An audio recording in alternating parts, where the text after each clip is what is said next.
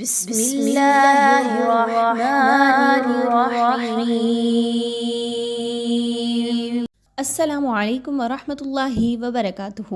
آج کی کلاس میں انشاءاللہ نورانی قاعدے کی تختی نمبر 4 حرکات کو دیکھیں گے۔ یاد رکھیے حرکات کی پہچان بچوں کو کروانا بہت ضروری ہے، اس کے بعد ہی وہ حروف پر ان کی ادائیگی درست انداز میں کرنے کے قابل ہوتے ہیں۔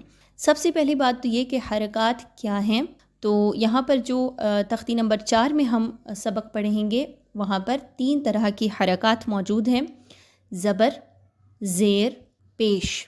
تو بچوں کو یہ پہچان کرانا بہت ضروری ہے کہ جو زبر اور پیش ہے وہ حرف کے اوپر موجود ہوتی ہیں، اور جو زیر ہے وہ لیٹر کے حرف کے نیچے آتی ہے۔ اور اس کے علاوہ عام طور پر جب بچوں کو پڑھایا جاتا ہے تو حرکات کو مجہول انداز میں اکثر پڑھایا جا رہا ہوتا ہے، کیونکہ خود بھی اسی انداز میں پڑھا گیا ہوتا ہے۔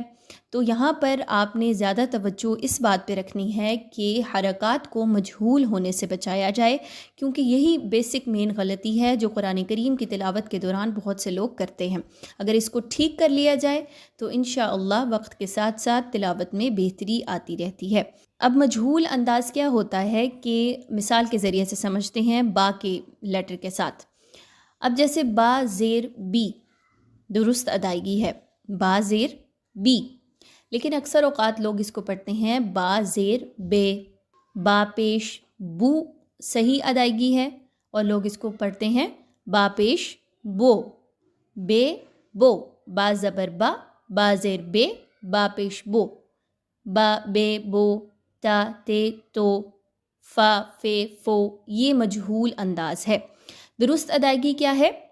با بی بو، فا فی فو، ما مو می۔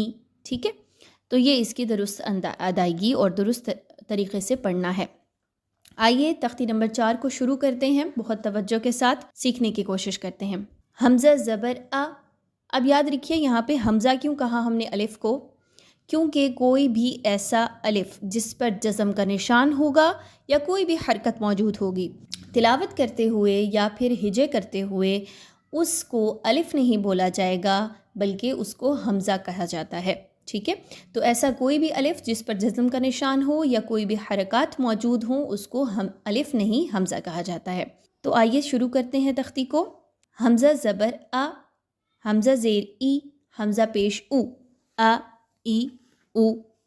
اب اس کی حرکت کو دیکھ لیجیے ہم کتنا رکھ رہے ہیں، ہاف الف کے برابر۔ ہا زبر ہا، ہا زیر ہی، ہا پیش ہو، ہا ہی ہو۔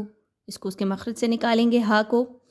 عین زبر آ، عین زیر عی، عین پیش عو، آ عی عو۔ عین کو اس کے مخرج سے نکالیے گا بہت توجہ کے ساتھ وسط حلق سے۔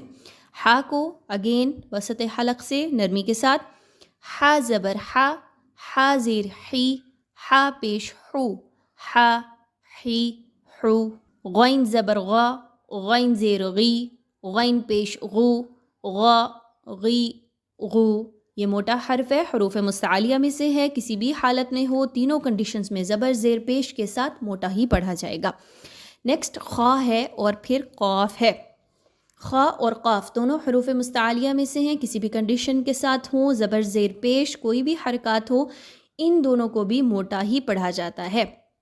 تو آئیے پڑھتے ہیں۔ خا زبر خا، خا زیر خی، خا پیش خو، خا خی خو۔ قاف زبر قا، قاف زیر قی، قاف پیش قو، قا قی قو۔ زبان کے بالکل شروع کے سرے کو پیچھے سے جہاں سے زبان شروع ہو رہی ہے اس کو اوپر کے نرم تالو کے ساتھ ملائیں گے تو قاف ادا ہوگا۔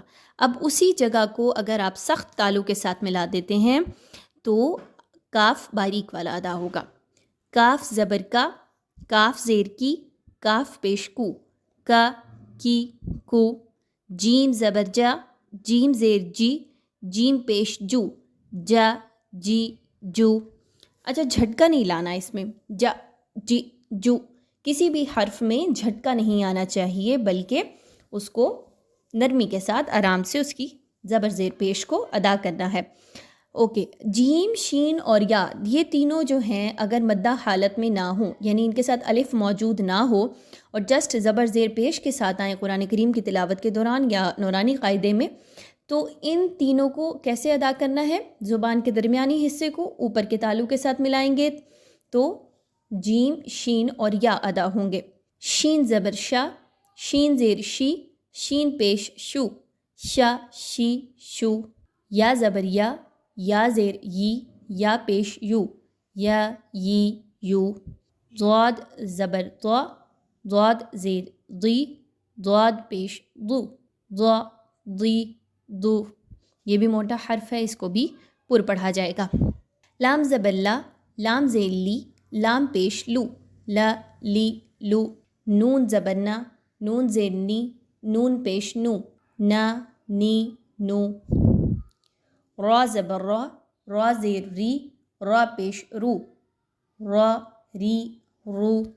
آپ نے غور کیا ہوگا کہ را پر جب اوپر کوئی چیز آتی ہے جیسا کہ زبر اور پیش، تو اس را کو ہم پر پڑھ رہے ہیں، اور جس را کے نیچے زیر ہے اس کو باریک پڑھیں گے۔ کیسے؟